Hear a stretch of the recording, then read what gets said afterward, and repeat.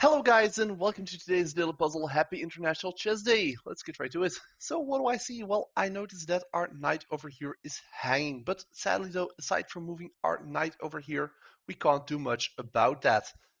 Now on top of that, I do notice that we have a pawn race going on over here between these two pawns, but luckily for us, our pawn is the first one to arrive, and to top it off, it will be able to slide over, giving a check, which happens to skewer towards their queen.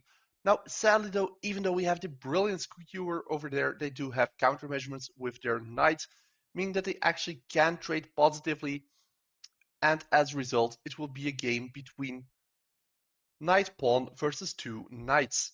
To top it off, whilst we handle this knight over here, they still have the pressure going on against our knight, meaning that it might even be as bad as knight king pawn versus just a king and knight.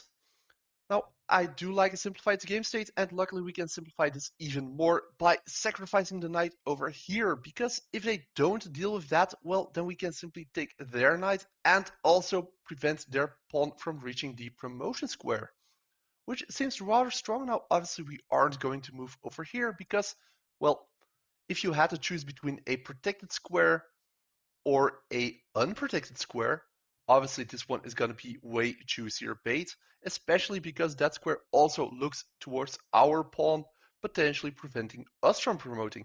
So we shall attack their knight, and clearly they took the bait, but this does allow us to push once more, whilst also preventing their knight from being in a square that can protect their promoted pawn. So we shall promote, after which they clearly also promote, but now our queen can slide over with the attack on the king, and more importantly, the skewer towards theirs, which we can then take, whilst also attacking their knight once again. There we go. Thanks for watching. Please leave a like, subscribe, and hopefully see you next time. Bye.